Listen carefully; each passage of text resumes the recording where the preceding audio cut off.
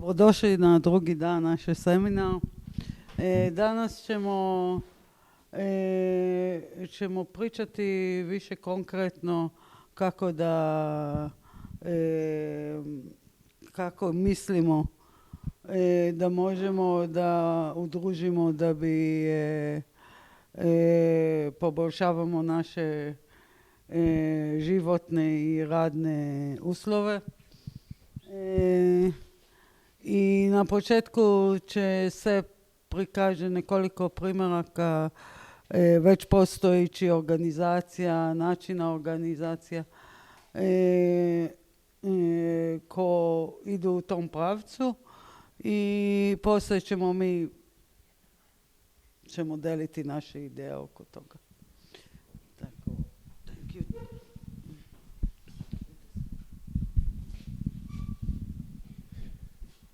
Okay. Thank you again, Noah. And I'm sorry that I cannot. I have to control my computer myself today, so I have to sit here. If you like, you can also come. And yeah, but you can also listen from there as you like.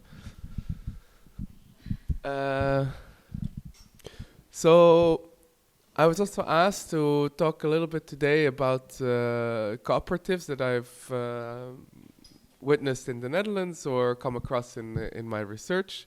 And contrary to yesterday, this is really not my core topic of research, so I'm also not claiming any kind of position of authority, just bringing in some examples as conversation starters, so maybe it can kickstart a conversation here among people in the region, how to establish a cooperative and to do it effectively.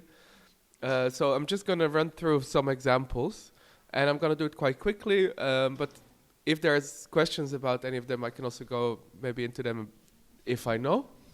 And I also brought some materials that are on the table here. Some people were already looking at them, of publications about cooperatives, mainly in the art or in housing/art, that we can also talk about if we want to. So the first example I brought is the Cercle d'Art des Travailleurs de Plantation Congolais, so the circle of art of plantation workers in Congo, or CATPC for short.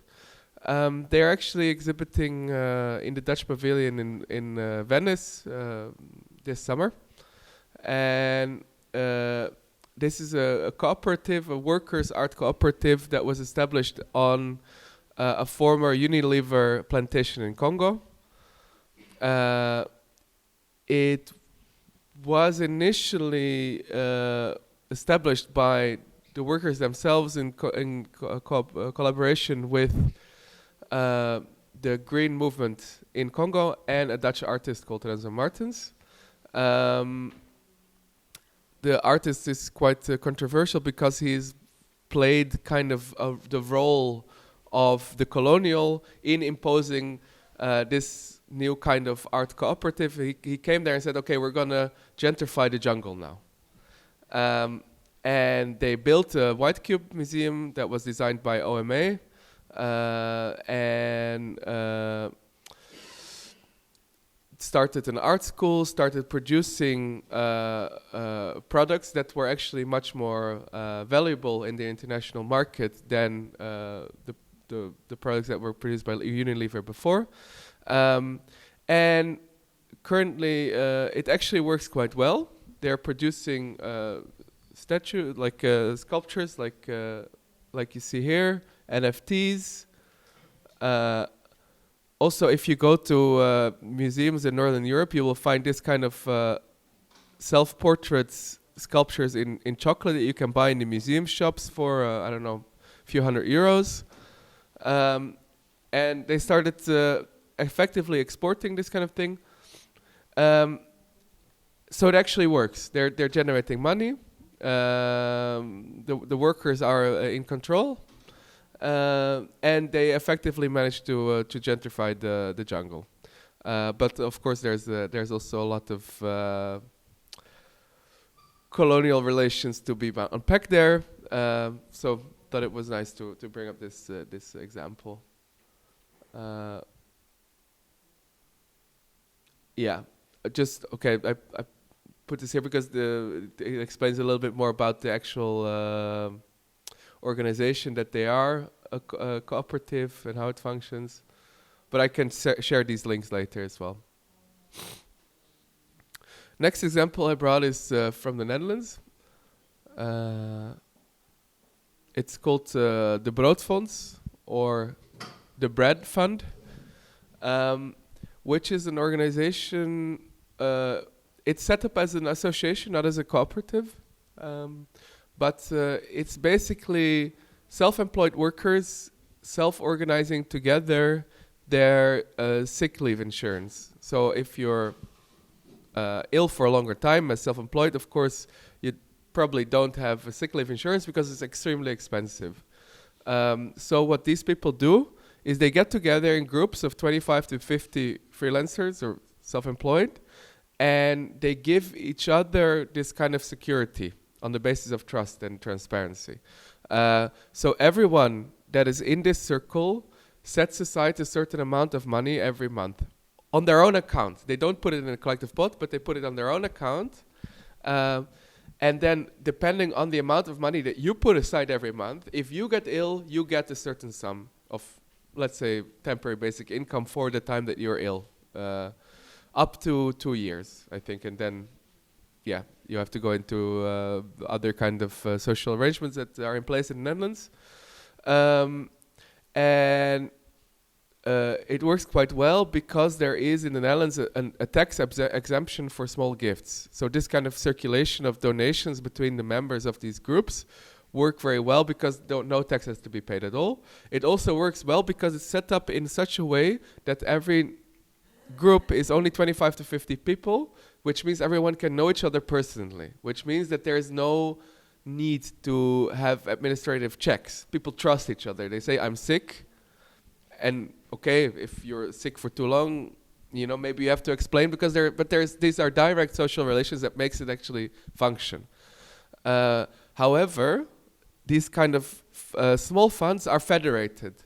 So if in one of them few people too many get ill at the same time for the small group to function, every group has 2 people who are delegates to a larger consortium or assembly that reports to each other also on the basis of trust. And so these funds that can help like the one that has maybe a lot of money in their reserves can help out the ones that are a bit low at the moment. So this is how also this works in a bigger scale. It can be scaled up. There is a limit of, I believe, something like 20,000 euros a year of small gifts. There is, yes. But we're talking, so, but if, for instance, if I get ill and I'm in a group with 50 people, and it says here at the bottom, these are the sums that you give every month and what you get when you're ill. So for instance, I get 1,000 per month, and that's 50 people. That means that everyone gives me 20 euros. And it's a bit of an administrative mess, right? Not mess, but nightmare. Everyone in the group every month has to manually transfer me 20 euros. That's how it works. So it's only really small gifts in that sense. So it doesn't add up to 20,000 anytime soon. So that's how this works in practice. Yeah. No, so this kind of structure, so the question is where does the state come in? Why does the state not provide this kind of security? Because these are self-employed workers. So this is their entrepreneurial risk, right? If you choose to be an entrepreneur, I mean, most artists don't choose, but they're forced into it, but the state thinks they choose to be an entrepreneur. They carry that risk of being sick for themselves. If you're employed in the Netherlands, if you're on a contract, your employer is obliged to insure you for sick leave. But in state, sorry? in the state insurance. This has all been privatized in the Netherlands. There's no more state insurance. Yeah. There is a social arrangement if you're ill structurally, so for more than 2 years, and you cannot work, and a doctor signs a document that you cannot work structurally, you get government support. So that is still in place, but this is in the cases that you're just, I don't know, you have to get operated, and you're out of the running for 3 months. That's what this is for. And what happens with the medical bills? With the medical bills, that they're paid by the individual. Well, so everyone in the Netherlands is also obliged to have a healthcare insurance. So that means that there is some kind of regulation that the first few €100 of your health care cost every year you pay yourself, and after that, your insurance pays. So that's apart from this. Any citizen in the Netherlands, anyone registered in the Netherlands is obliged to have a healthcare insurance, but not a sick leave insurance. So the medical bills are paid by the insurance company, and the living costs are paid by the collective. That's the idea.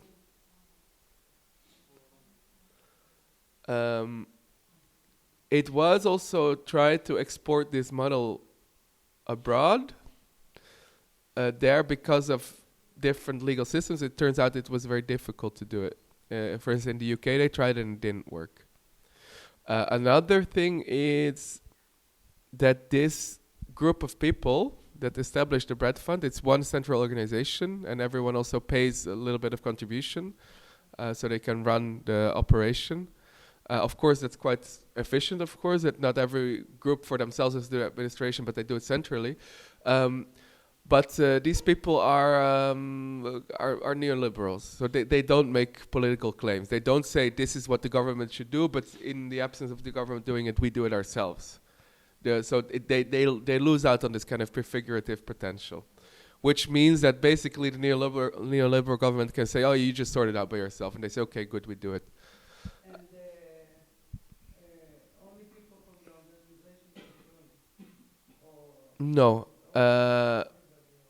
Everyone can join as long as you have this kind of direct trust relationship with the group that you're in. But everyone can establish also a node of so. Not necessarily an artist. No,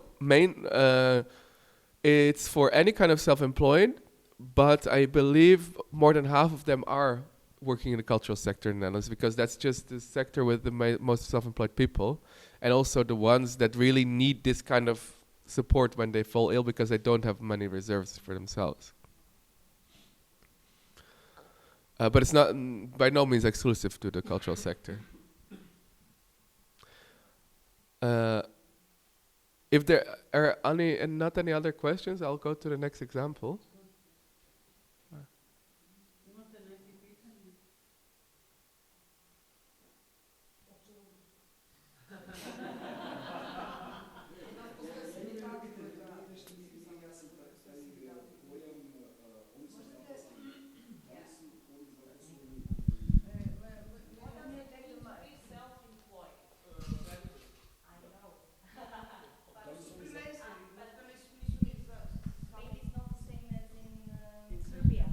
Ok, moje pitanje, pojam zaposleni, oni su zaposleni, vode se kao zaposleni u toj zadruzi ili su zaposleni u nekoj drugoj firmi, instituciji? Samo zaposleni. Ok, jedno drugo pitanje, znači to je jedino zdravstveno osiguranje koje oni imaju? Ko plaća to drugo zdravstveno osiguranje? Pa mora da se razjasni ko plaća to osiguranje. Neosporno stoji neko osiguranje, ali odakle se finansira to drugo osiguranje? Pa ne, nešto mi nije... Svaki građanin Holandije mora da ima zdravstveno osiguranje. It's again not clear about the basic health insurance that you obtain by the state. So everyone in the Netherlands, no matter of their working status, is obliged to have a healthcare insurance, meaning they can go to any place in the public healthcare system, and they have to pay little to nothing, but they have to have this healthcare insurance, which is about 100 euros per month. And every year you have to pay the first 300 to 500 euros of healthcare costs yourself. This is to disincentivize that people go to the doctor too often.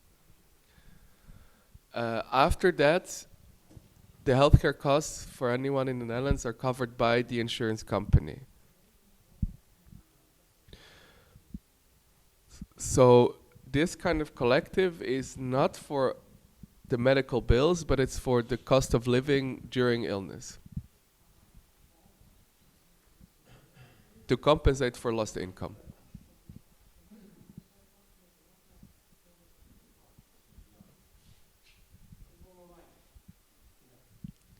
It's more clear? Okay. So any more questions?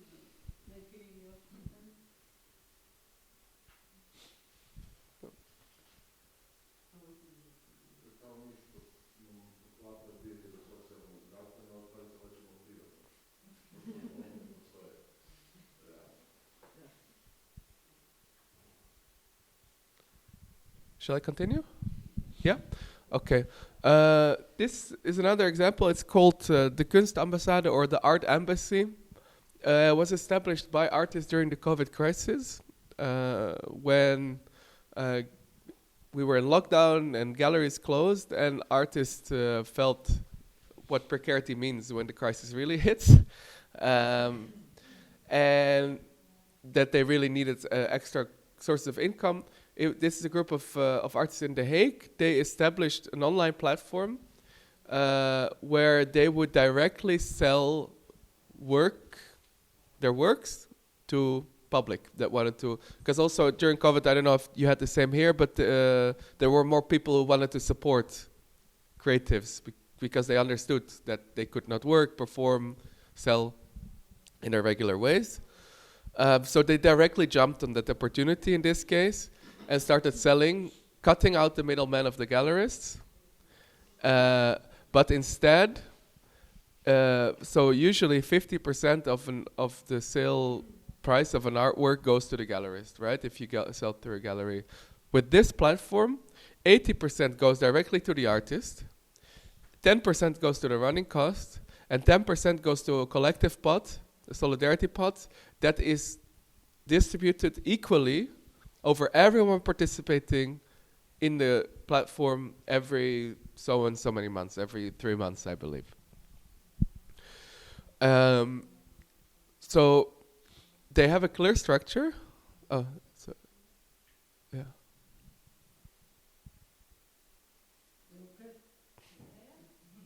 Yeah. They have a clear structure. They have a clear strategy. They have a clear redistribution model.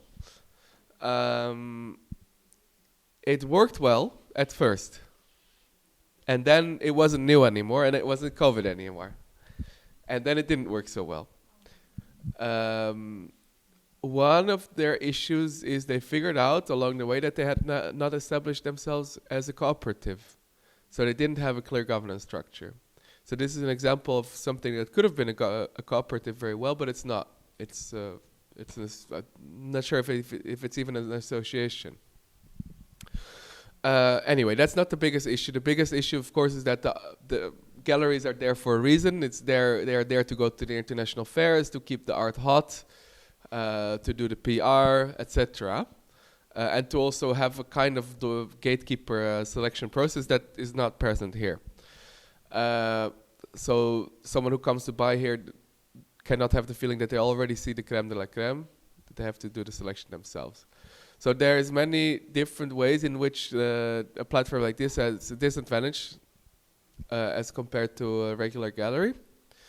However, they started after lockdowns to have some kind of structure of studio visits where they would bring people from the cities that they're working in into the studios of the artists. So they started transforming into a simple direct sales platform into a networking platform where artists could meet communities and therefore have this kind of direct relationship, still selling work, but do it more on yeah, let's say more towards community than market or abstract market. I'm not actually very sure. I spoke to them a year and a half ago. I'm not very sure how they're doing right now. But I thought it's an interesting example to show that with the quite low effort, in the right moment, they managed to pull something off. But then later they ran into all these kinds of issues. A kind of similar approach was part of Documenta 15. I already mentioned it briefly yesterday. I also have one of the flyers of the Lumbung space here. So this kind of Lumbung ecosystem had very many different dimensions. I don't know, has anyone been to Kassel to see for themselves? Yes, this last edition. No, okay. So there was the exhibition. Did you hear anything about the controversies here? Yeah.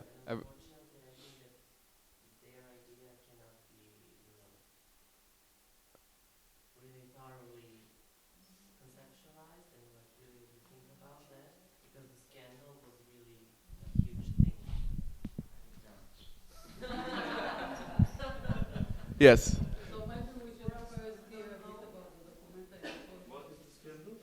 Okay. So, Documenta 15 was set up in a different way than all the other previous Documentas because usually they invite one curator who gets to work 5 years.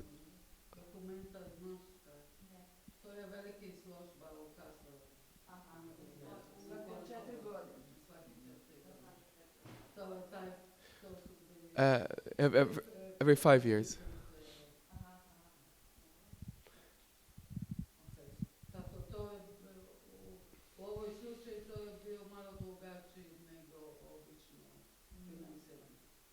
It was established after Second World War as a kind of an international art world hub, showing that Western Germany is part of the cultural sphere of the West. And it has actually functioned like that very well. It's considered to be one of the benchmarks of contemporary art every 5 years. So in Documenta 15, the 15th edition, Ruang Grupa, which is an Indonesian art collective and curators collective, was invited to be the curator. And they approached this in a different way than others would do. Instead of just asking artists, and usually important artists for the market, they asked collectives to invite other collectives to invite other collectives. So they had a kind of like proliferation of collectivity that completely decentered the authorial voice of the curator, which means that this whole Documenta was an explosion of collective practices that were very diverse, but mainly from artists in non-Western countries. I think from Hungary, for instance, they had the Roma MoMA, but there were collectives from South America, from Africa, from many from Indonesia, because Ruang Grupa themselves is from Indonesia. And next to this kind of different approach to the exhibition, they also had the whole system in which they said, well, you know, we don't just want to exhibit, we want to actually appropriate this institutional infrastructure in a different way, and we want to do also, we want to engage with the economic structures in a different way. So they set up a whole kiosk system where you could go and have a kind of direct purchase from communities that were presenting work there. but they also had the Aluminum Gallery, which worked basically on the same principle that the Kunstambassade that I discussed before does. So they sell works, and part of it goes to a collective pot. And here on their website, I will share all of these links. They explain a little bit better also the principles or the ideological motivations to have this kind of collective gallery. So I thought it's more interesting to have, so they bring in the discourse of transvestment, for instance, which may be interesting for this kind of cooperative as well. Next to this, they also had built a digital space with the international cooperative, workers' cooperative called Autonomic, which works in the Fediverse. I don't know if that means anything to you, but it's the federated universe, where community-based and open source, free Libre open source software is shared between different organizations that work towards social ends. And that means that also it's a little bit technical to explain this, but they basically made innovations in this kind of software, so alternatives to YouTube, Twitter, that are self-run, that are open source, that are transparent, that are actually owned by the people that run them. That these innovations are then put back into the public domain. So if you want to establish now a digital platform, you can work based on what they did for Documenta. And they set it up from the start to be like that. And there are worker cooperatives who do this kind of thing around the world. So also maybe something interesting. So you want to say a word about the controversy? The controversy. Yeah, okay. I even forgot about that now. So there was the participation of an Indonesian collective called Taring Padi, whose work consists of community-made paintings that often use caricatures, and one of the caricatures was anti-Semitic stereotype. And it was exhibited already for 15 years, but of course never in Germany, so there was never such a high sensitivity towards anti-Semitism. And it's important also maybe to say that already even before the very start of this Documenta, the anti-Semitic activists, but in Germany that's a weird mix of extreme left and extreme right. That maybe goes a little bit too far to explain now, but the organization was already under attack from the very start. So it was clear that people were searching for something to attack this kind of decolonial effort. And they found this stereotype, and they also found a series of documentary, like a collection of documentary footage made of the Palestinian resistance struggle of the 1950s that was stored in some South American country that they were called after, Argentina tapes or something like that. So they presented Palestinian liberation struggle perspective, and it was also critiqued that there was not, to balance that out, there was no Zionist perspective in that exhibition.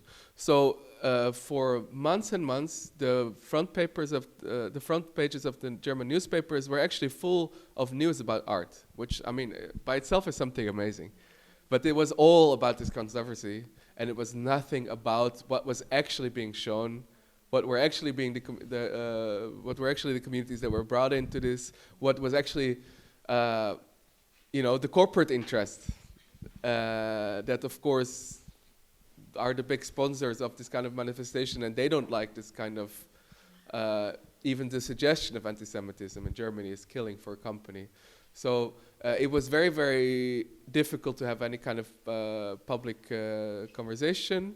Of course, that anti-Semitic stereotype was immediately removed with the full consensus of all of the participating artists, but the whole discussion already became sour. And yeah, basically it was a very good illustration of the collective post-perpetrator trauma held by Germans, and how that still controls the public display of culture.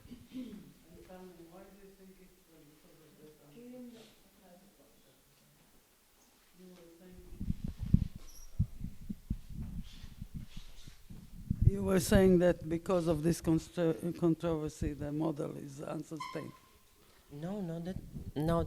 It wasn't. I didn't think that, but I think that the whole concept of that Lubung. Maybe I should speak louder.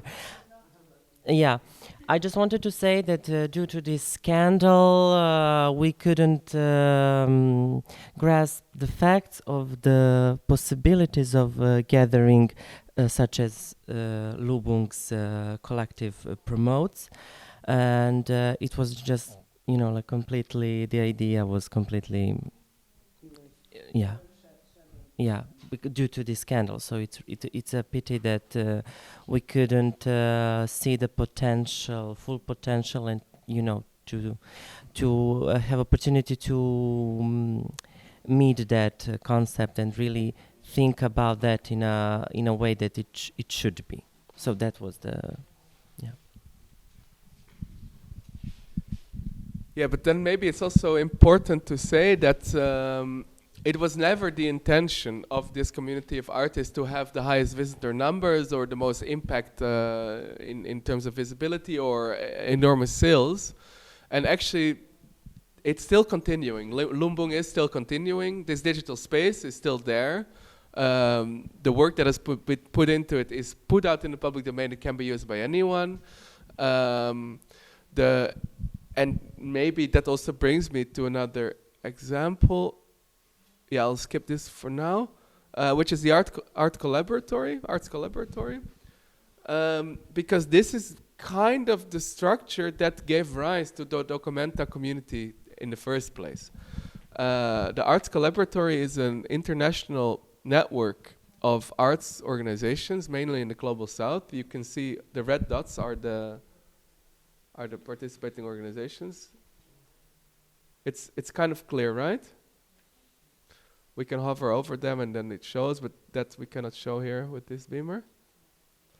Anyway, it's an international network. There's also an article about it in Art Review, the most important network of art institutions that you've never heard of,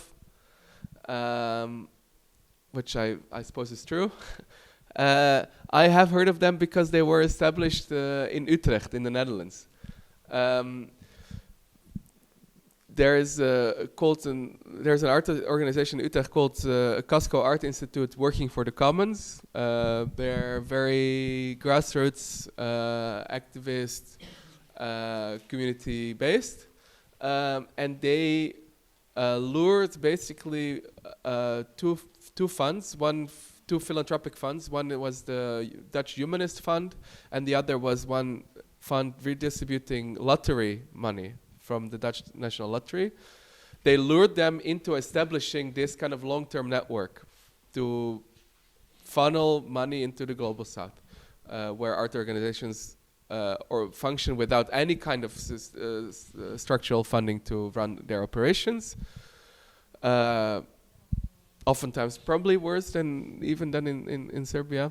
And the way that they do this is very, very, very simple. They have money that comes in every year. They put that into a collective pot. And everyone who needs that for something special, they come to the collective and they say we need this and this amount of money now. And based on unanimous decision or consensus, this money is then distributed. To uphold this kind of trust relationship between the 25 organizations, they have digital meetings every month and one in-person meeting every year, where they are together for about a week to discuss how is everyone doing, to have dinners together, to laugh together, but also discuss what pressures are we under, where is the biggest need now. And this kind of gives a structure in which everyone can feel how entitled they can feel to this money that they have in the collective pot. And then this kind of principle actually is, you could say, the Lumbung principle that was also then brought into Documenta. And Ruan Grupa was one of the founding members of the Arts Collaboratory. And this structure still exists. And this lottery money is still coming in. So they still have some material structure to continue the Lumbung work. I had only one last example that I wanted to show you, which is very different. It's a lot of cooperatives, of course, are focused on real estate, on cooperative ownership of real estate. There's many examples of artist studio co-ops. I actually didn't bring any of them, but there are some examples in the books that I brought, and I can show you some Dutch examples if you're interested as well later. But I brought this example of level 5, which is a studio management organization in Brussels, and they're not a cooperative, they're an association, but they function cooperatively. And I brought this example because they basically very transparently wrote down their entire organizational structure and how they run socially and governmentally in this brochure here. So I thought that's maybe interesting even to go through, you know, in conversation here, what would work for you? How many times would you want to meet? Would you want to have different working groups? Do you want to do studio visits? Do you want to sell? Or do you want to have this kind of risk sharing model? Or do you want to have, own a place together? Also possible. Mi smo propustili, zaboravili smo jedan primjerak koji je vrlo važno, tako Sep bi sada dodao još taj primjerak i poslije ćemo mi da vodimo diskusiju.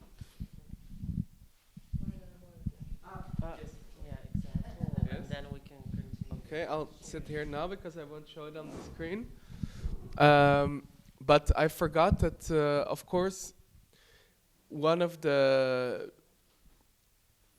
dreams that artists sometimes have and never actually even think that it can become reality is a pension.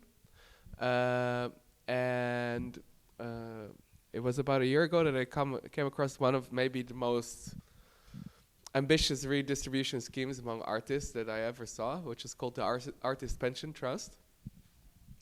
And it's a very simple idea. Basically, again, 25 to 50 artists in a local setting get together, and each of them every half a year gives one artwork to the pension trust.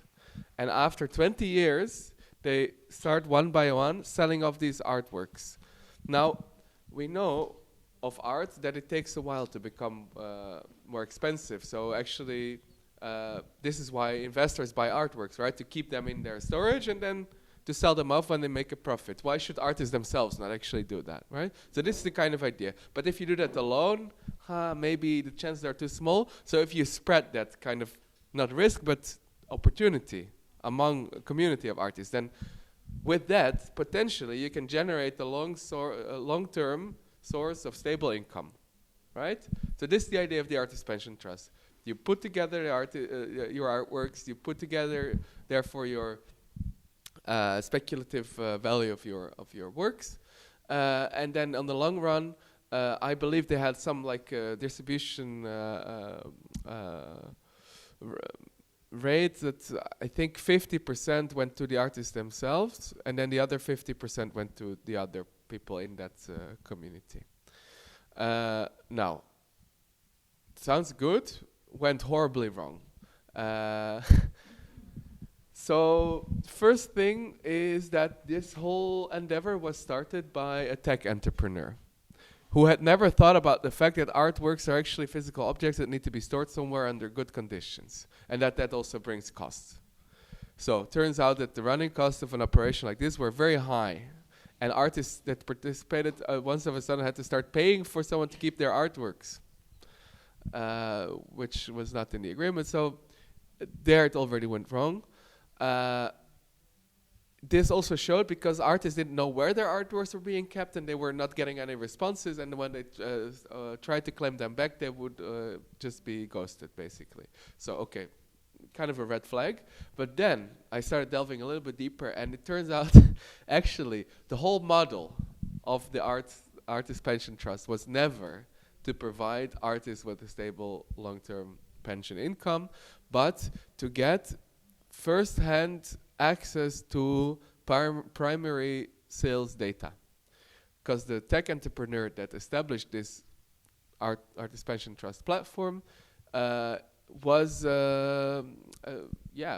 was in digital trading. So he knows that if in a hot market you have first-hand access to primary sales data, you have a benefit. You can make money off of that. So he basically set up, pulling all of these artists' works in order to be able to sell them off, and that he knows how the market moves. So he can make a profit off of this. So I think this kind of tragedy shows, first of all, that digital capitalism and speculation and the traditional art market of the auctions and so on are no separate worlds.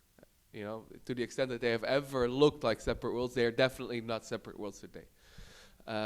But also, this could have been completely different if the whole thing was set up as a cooperative, right? If the owners actually had a say in, if the participants would actually have ownership and a say in what would happen, how this kind of operation would have been run. It would still have been a speculative business, but actually it would have been controlled by the people who produced the object of speculation.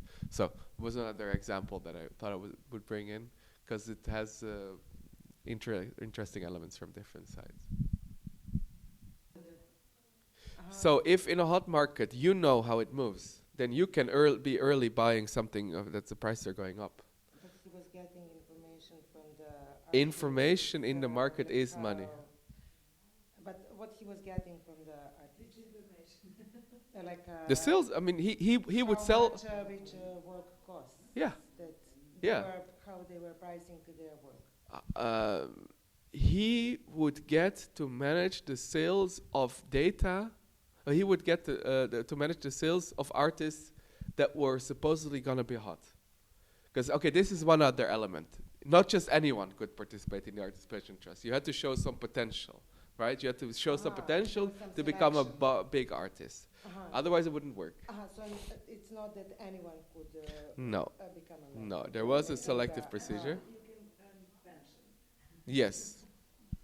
But maybe now you have a 1 in 20 chance to earn a pension, and we can make that a 1 out of 1 chance to make a pension. That's the idea. So out of these artists that are supposedly going to be hot, you get first-hand insight in the first insight that no one else has, exclusive insight into who wants their artwork and for what price they want their artwork and how badly they want their artwork. Right? This is some information you can, if you're a trader, you make your money with. He was selling the information.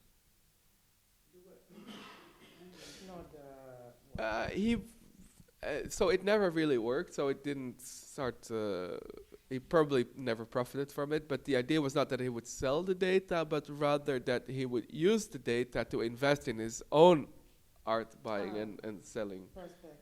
Yeah. This group. Yes, not everybody could become part of the group, Only the ones who and could. you could argue that the whole system could only work like that. If any artist could just become a member, the chance of someone to make it big would just be too small, because too small of a percentage of the artists make it big.